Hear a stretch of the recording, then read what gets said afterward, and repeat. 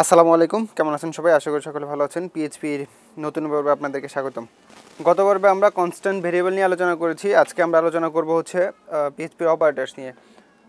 Operators খুবই গুরুত্বপূর্ণ, কারণ পিএইচপিতে যখনই আমরা কোনো কন্ডিশনাল কাজ করতে যাব, কোনো ফাংশনাল কাজ করতে যাব, তখনই আমাদের অপারেটরসের প্রয়োজন হবে। কোনো কিছু যোগ বিয়োগ গুণ ভাগ করতে হবে, অ্যান্ড এটাকেই পিএইচপিতে অপারেটরস বলা হয়। তো পিএইচপিতে 8 ধরনের অপারেটরস আছে। Number 1, arithmetic operators, assignment operators, comparison operators, increment or decrement operators, logical operators, string operators, array operators, conditional assignment operators. এই 8 ধরনের অপারেটরস পিএইচপিতে অ্যাভেলেবেল আছে। তো আজকে আমরা শিখবো হচ্ছে arithmetic operators, যেটা হচ্ছে পিএইচপির মধ্যে মোস্ট ইম্পর্ট্যান্ট এবং সবচেয়ে বেশি ইউজেবল। এবং শুধু পিএইচপি প্রোগ্রামিং ল্যাঙ্গুয়েজে না, এই arithmetic operators আমরা ডেইলি লাইফে ব্যবহার করি। যখন দোকানে যাই, দোকান থেকে কিছু কিনি, দোকানদারকে টাকা দিই, তখন আমাদের যোগ বিয়োগ করতে হয়, গুণ ভাগ করতে হয়, অ্যান্ড এটাই হচ্ছে arithmetic operators। তো বেশি বাদ না বকে চলুন শুরু করি। arithmetic operators কীভাবে আমরা দেখবো, বুঝবো, তার জন্য আমরা ধরেন এখানে গত পর্বে যেগুলো করেছি এক্স এবং ওয়াই, এগুলো রেখে বাকিগুলো কেটে দিই। তো ধরেন আমরা এখানে এক্স এবং ওয়াইয়ের ভ্যালুটা আমরা রাখবো কোথায়? জেডের মধ্যে। তো এক্স এবং ওয়াই ইকুয়াল জেড। তো কী করবো? এক্স এবং ওয়াই এটা করলাম। এখন অ্যারিথমেটিক অপারেটরসের মধ্যে কী কী থাকে, যেমন আচ্ছা আমি তার আগে একটু দেখাই নেই যে অ্যারিথমেটিক অপারেটরসগুলো কী কী। এই হচ্ছে আমাদের অ্যারিথমেটিক অপারেটরস, যেটা হচ্ছে প্লাস এডিশনটা মানে যোগ করে, sum of X and Y.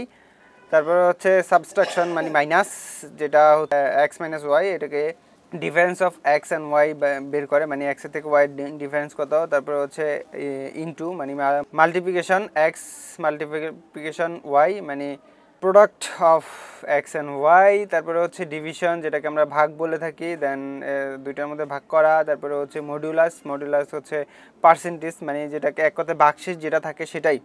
এক্সপোনেনশিয়েশন, যেটাকে হচ্ছে ইনটু মানে কিউব করে ফেলে, যখন আমরা বীজগণিতে করেছিলাম তখন মানে একটার পাওয়ার যায়, যেটা এটাই। তো আজকে চলেন আমরা শুরু করি এডিশন, সাবস্ট্রাকশন, মাল্টিপ্লাই, ডিভিশন এসবগুলো দিয়েই। তো প্রথমে আমরা যেটা রেজাল্ট বের করব সেটা হচ্ছে এডিশন, মানে 152। আচ্ছা, এটা লং ক্যালকুলেশন, আরও সহজ করে দেই। এখানে আমি জাস্ট 30 অ্যান্ড এখানে জাস্ট 10 রাখি, যাতে ইজিলি বুঝতে পারেন। তো এইটা আমরা কি করব? এডিশন করব।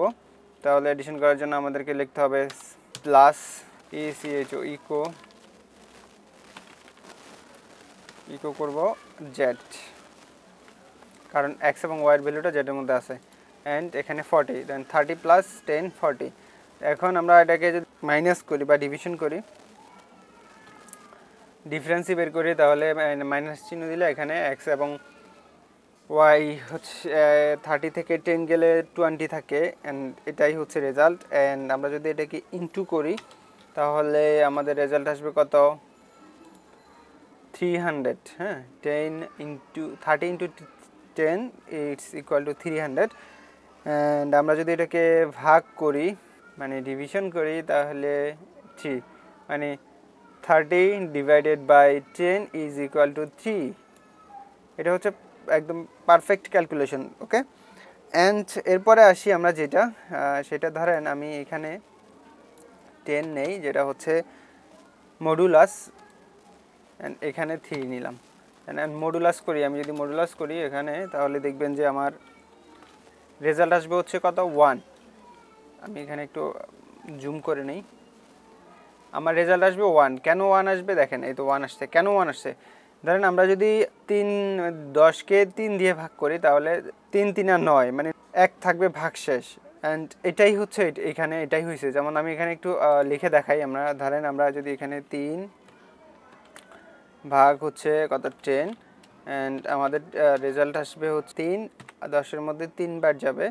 অ্যান্ড এইখানে আমি যদি সেকেন্ড নাম্বার লাইনে আসি, তাহলে আমাদের রেজাল্ট আসবে 9, এবং এর নিচে আমরা এখানে যে অবশিষ্ট যেটা পাবো,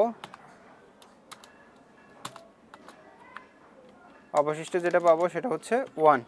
অ্যান্ড এই মডুলাসের কাজই হচ্ছে এই অবশেষ ভাগ করার পরে ভাগশেষ যেটা থাকে, ঠিক সেটাকেই এখানে আউটপুট করাই পার্সেন্টেজটা। হ্যাঁ, এটা হচ্ছে মডুলাসের কাজ। অ্যান্ড এখন আমরা পাওয়ার যেটা সেটাকে ব্যবহার করি, যেমন ডাবল মাল্টিপ্লাই, যেটাকে আমরা কিউব হিসাবে ব্যবহার করি বীজগণিতে, ইনটু বলতাম এটা। এখন এটা রেজাল্ট আসবে কত দেখেন, এখানে 1000 কেন আসলো, এটা কি করছে আমি আপনাদেরকে একটু এখানে লিখে দেখাই। এটা প্রথমে কি করছে 10, তারপর 10কে ইনটু করছে 10 ইনটু 10, তো 10 ইনটু 10 ইকুয়াল টু 100, এবং আবার ইনটু করছে কত, ইকুয়াল করছে 10, তাহলে ইকুয়াল টু আসবে কত 1000। এটাই হচ্ছে রেজাল্ট। আশা করি অ্যারিথমেটিক ফাংশনটা আপনারা বুঝতে পেরেছেন। যদি কোনো অসুবিধা হয় অবশ্যই কমেন্ট করবেন, আর যদি ভিডিওটি ভালো লাগে থাকে তাহলে শেয়ার করবেন। অ্যান্ড পরবর্তী ভিডিও দেখার জন্য আমার চ্যানেলের সাথেই থাকবেন। ধন্যবাদ সকলকে।